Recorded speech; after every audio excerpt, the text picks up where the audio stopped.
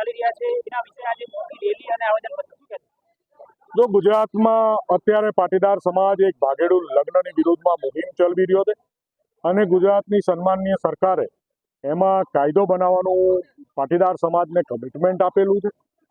એ પોતાનું કમિટમેન્ટ સરકાર વહેલામાં વહેલી તકે પૂરું કરે એના માટે સરકાર સુધી અવાજ પહોંચે એના માટે માંડલમાં પાટીદાર સમાજ દ્વારા રેલી માધ્યમે મામલતદારશ્રીને આવેદનપત્ર આપવાનો કાર્યક્રમ કર્યો છે. બીજું જે હમણાં ગુજરાતમાં જે પેટર્ન થઈ રહી છે કે ગુજરાતી અધિકારીઓને અન્યાય અને બારવાળાને મલઈ, એટલે બારવાળાની મલઈ બંધ થાય, ગુજરાતી અધિકારીઓને ન્યાય મળે. ગુજરાતમાંથી દર વર્ષે 5,000 કરોડ રૂપિયા અલગ અલગ રાજ્યોના બહારથી આવેલા અધિકારીઓ પોતાના રાજ્યમાં લઈ જાય છે, જેનાથી ગુજરાતના અર્થતંત્રને પણ ફટકો પડે છે.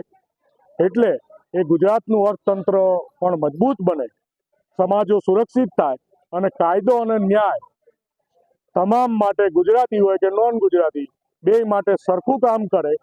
ઈડીની અલગ અલગ ટીમો સરકાર તૈયાર કરે અને આ જે ભ્રષ્ટાચારી અધિકારીઓ છે બીજા એ બધાને જેલમાં પૂરે એ જ પ્રાર્થના કરીએ.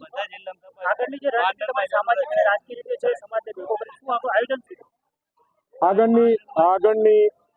આગળની રણનીતિ સમય પ્રમાણે ડિક્લેર કરવામાં આવશે. આવી જ રીતે ગુજરાતના અલગ અલગ વિસ્તારોમાં રેલી, ધરણા અને જનજાગૃતિના અલગ અલગ કાર્યક્રમો કરવામાં આવશે.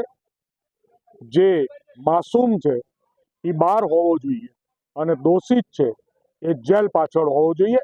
આ ન્યાયનું કામ સરકાર નથી કરતી, એટલે આ ન્યાયનું કામ સરકાર જોડે માંગવા પાટીદાર સમાજ નીકળ્યો. લગ્નનો અધિકાર કાયદો છે તેના બાબતે અઠવાડિયા પહેલા પણ સરકાર દ્વારા એક ગતિવિધિ ચાલતી હતી, એ બાબતે શું અટકાણું અને શું આયોજન? સરકારમાં અમારા સોર્સિસ જે છે એ સોર્સિસ પ્રમાણે કહેવાનું એવું છે કે કાયદો બની ગયો છે અને કાયદો રિવ્યુ માટે છે. 2-4 દિવસમાં ડિક્લેર થઈ જશે આવું સરકારે 2-3 વાર કીધું છે, હજુ કીધું છે. આવતા અઠવાડિયે જોઈએ શું થાય. પણ જો સરકારે હવે કીધા પછી આ કરશે નહીં તો સ્પ્રિંગ વધારે છટકશે. એટલે સરકાર વહેલામાં વહેલી તકે આનો નિવેડો લાવશે.